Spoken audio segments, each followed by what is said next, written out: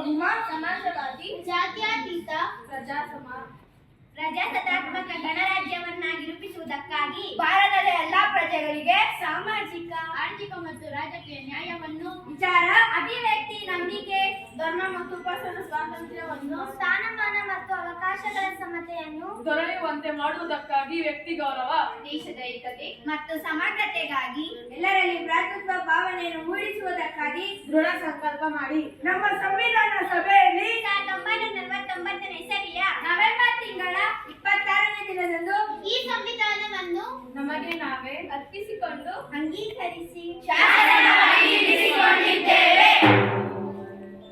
ಸ್ವಾತಂತ್ರ್ಯ, ಸೋದರತ್ವ, ಸಮತೆ. ಸ್ವಾತಂತ್ರ್ಯ, ಸೋದರತ್ವ, ಸಮತೆ. ನ್ಯಾಯ, ಸಮತೆಯ ನ್ಯಾಯ. ನ್ಯಾಯ, ಸಮತೆಯ ನ್ಯಾಯ.